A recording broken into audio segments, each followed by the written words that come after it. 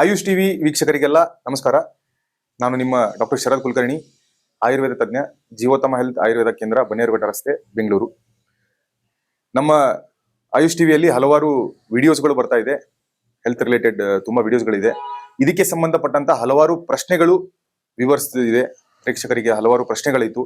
ಆ ಒಂದೊಂದು ಪ್ರಶ್ನೆಗಳಿಗೆ ಉತ್ತರ ಕೊಡೋಣ ಅಂತ ಹೇಳಿ ಈ ಒಂದು ನಾವು ವಿಡಿಯೋ ಸೆಗ್ಮೆಂಟ್ ಅನ್ನ ಮಾಡ್ತಾ ಇದ್ದೇವೆ. ಸೊ ನಾವು ಮೊದಲಿಗೆ ಯಾವ ಪ್ರಶ್ನೆ ಇದೆ ಅಂತ ನೋಡೋಣ.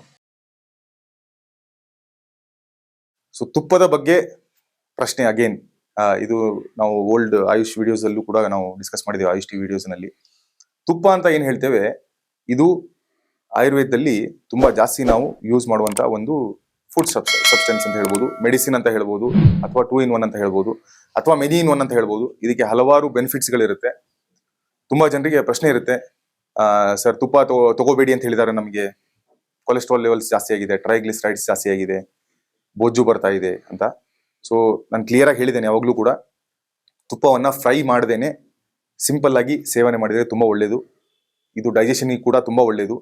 ಹೇಗೆ ಅಗ್ನಿ ಅಂದ್ರೆ ಬೆಂಕಿಗೆ ನಾವು ಸ್ವಲ್ಪ ಸ್ವಲ್ಪ ಸ್ವಲ್ಪ ತುಪ್ಪ ಹಾಕ್ತಾ ಹೋದ್ರೆ ಹೇಗೆ ಅದು ಪ್ರಜ್ವಲಿತವಾಗುತ್ತದೆ, ಅದೇ ರೀತಿ ನಮ್ಮ ದೇಹದಲ್ಲಿರುವಂತಹ ಜಾಠರಾಗ್ನಿ ತುಂಬಾ ಇಂಪಾರ್ಟೆಂಟ್.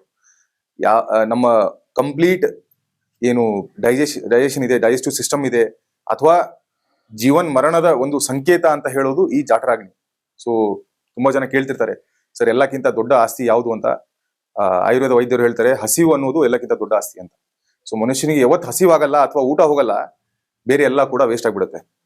ಅದೇ ರೀತಿ ಆ ಜಾಠರಾಗ್ನಿನ ನಾವು ಪ್ರದೀಪ್ತವಾಗಿ ಗೊಳಿಸ್ಬೇಕು ಅಥವಾ ಪ್ರಜ್ವಲಿತವಾಗಿ ಗೊಳಿಸ್ಬೇಕು, ಅಥವಾ ಅದನ್ನ ಬ್ಯಾಲೆನ್ಸ್ ಸ್ಟೇಟ್ ಅಲ್ಲಿ ಇಡಬೇಕು ಅಂತ ಹೇಳಿದ್ರೆ ನಿಯಮಿತವಾಗಿ ತುಪ್ಪದ ಸೇವನೆ ಊಟದ ಜೊತೆ ಮಾಡೋದು ತುಂಬಾ ಉತ್ತಮ. ಎಷ್ಟು ಸರ್ ಇದು ಅಂತ ಹೇಳಿದ್ರೆ, ಎಷ್ಟು ಸೇವನೆ ಮಾಡಬೇಕು ಅಂತ ಕ್ವಾಂಟಿಟಿ ಕೂಡ ತುಂಬಾ ಜನರಿಗೆ ಕನ್ಫ್ಯೂಷನ್ ಇರುತ್ತೆ, ಬ್ರ್ಯಾಂಡ್ ಕನ್ಫ್ಯೂಷನ್ ಇರುತ್ತೆ.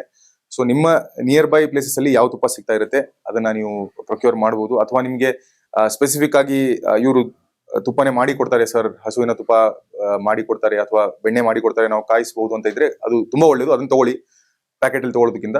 ಬಟ್ ಅರ್ಬನ್ ಸಿಟೀಸ್ ಅಲ್ಲಿ ಸದ್ಯಕ್ಕೆ ಪ್ಯಾಕೆಟ್ ತುಪ್ಪನೇ ಸೇವನೆ ಮಾಡ್ತಿರುವಂತದ್ದು. ಅಂಡ್ ಎಷ್ಟು ಸೇವನೆ ಮಾಡಬೇಕು ಅಂತ ಹೇಳಿದ್ರೆ ಇದು ಬ್ರ್ಯಾಂಡ್ ಬಗ್ಗೆ ಆಯ್ತು.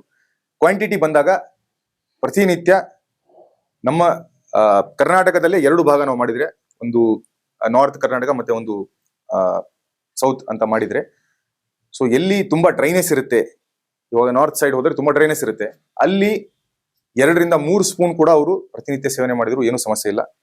ಜನರಲ್ ಆಗಿದೆ ಕ್ಲೈಮೇಟು ಅಥವಾ ಮಾಡರೇಟ್ ಆಗಿದೆ ಅಂತ ಹೇಳಿದ್ರೆ ಅಲ್ಲಿ ಅರ್ಧ ಸ್ಪೂನ್ ಇಂದ 1 ಸ್ಪೂನ್ ಅಷ್ಟು ಊಟದ ಜೊತೆ ಅವರು ತುಪ್ಪವನ್ನ ಸೇವನೆ ಮಾಡಬಹುದು. ಇದಕ್ಕೆ ಇನ್ನು ಹಲವಾರು ರೀತಿ ಬೇರೆ ಬೇರೆ ಬಗೆಗಳು ಇದೆ ತುಪ್ಪ ಸೇವನೆ ಮಾಡೋದು. ಬೆಳಿಗ್ಗೆ ಖಾಲಿ ಹೊಟ್ಟೆಯಲ್ಲಿ ತಗೋಬಹುದು, ಅಥವಾ ನೈಟ್ ಹಾಲಿನ ಜೊತೆ ತಗೋಬಹುದು.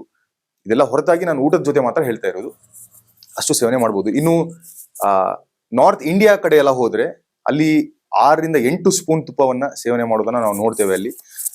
ಸೊ ಎಲ್ಲಿ ಡ್ರೈ ಕ್ಲೈಮೇಟ್ ತುಂಬಾ ಇರುತ್ತೆ, ಎಲ್ಲಿ ಕೋಲ್ಡ್ ಇರುತ್ತೆ ತುಂಬಾ, ಅಲ್ಲಿ ಈ ರೀತಿಯಾದಂತಹ ತುಪ್ಪದ ಸೇವನೆ ಮಾಡಬಹುದು. So it is all individual specific ಅಥವಾ ಕ್ಲೈಮೇಟ್ ಸ್ಪೆಸಿಫಿಕ್ ಅಂತಾನು ಕೂಡ ಹೇಳ್ಬೋದು, ರೀಜನ್ ಸ್ಪೆಸಿಫಿಕ್ ಅಂತಾನು ಹೇಳ್ಬೋದು.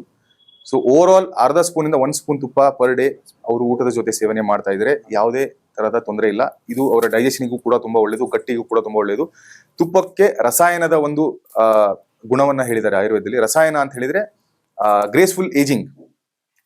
ಇವಾಗ ಸರ್ 40 ವರ್ಷ ಆಗೋಯ್ತು, 50 ವರ್ಷ ಆಗೋಯ್ತು, ನನ್ನ ಸ್ಕಿನ್ ಮೇಲೆ, ಫೇಸ್ ಮೇಲೆ ರಿಂಕಲ್ಸ್ ಬರಬಾರ್ದು, ಅಥವಾ ಬಿಳಿ ಕೂದಲು ಬೇಗ ಆಗಬಾರ್ದು ಅಂತ ಹೇಳೋರು ಎಲ್ಲ ಕೂಡ ತುಪ್ಪ ಸೇವನೆ ಮಾಡ್ತಾ ಇದ್ರೆ ಅವರಿಗೆ ಗ್ರೇಸ್ಫುಲ್ ಏಜಿಂಗ್ ಆಗುತ್ತೆ. ಸೊ ಇಷ್ಟು ದಿವಸ ಆಂಟಿ ಏಜಿಂಗ್ ಅಂತ ಹೇಳ್ತಿದ್ವಿ ನಾವು. ಆಂಟಿ ಏಜಿಂಗ್ ಅಂತ ಹೇಳೋ ಕನ್ಸೆಪ್ಟ್ ಸ್ವಲ್ಪ ಮಿಸ್ಲೀಡಿಂಗ್ ಆಗುತ್ತೆ. ಅಂದ್ರೆ ಏಜಿಂಗ್ಗೆ ಆಗದೆ ಇರೋ ಹಂಗೆ ಅಂತ, ಆ ರೀತಿಯಾದಂತ ಕನ್ಸೆಪ್ಟ್ಸ್ ಇಲ್ಲ.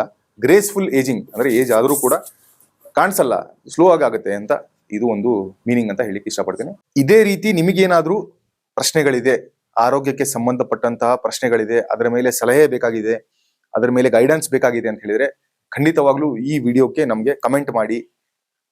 ಆ ಕಮೆಂಟ್ಸ್ ಅನ್ನ ನಾವು ನೆಕ್ಸ್ಟ್ ಮುಂಬರುವ ವಿಡಿಯೋಸ್ಗಳಲ್ಲಿ ತಗೊಂಡ್ಬಿಟ್ಟು ನಿಮಗೆ ಸುದೀರ್ಘವಾದ ಒಂದು ಚರ್ಚೆ ಅಥವಾ ಎಕ್ಸ್ಪ್ಲನೇಷನ್ ಮಾಡ್ಲಿಕ್ಕೆ ಇಷ್ಟಪಡ್ತೇವೆ. ಧನ್ಯವಾದಗಳು.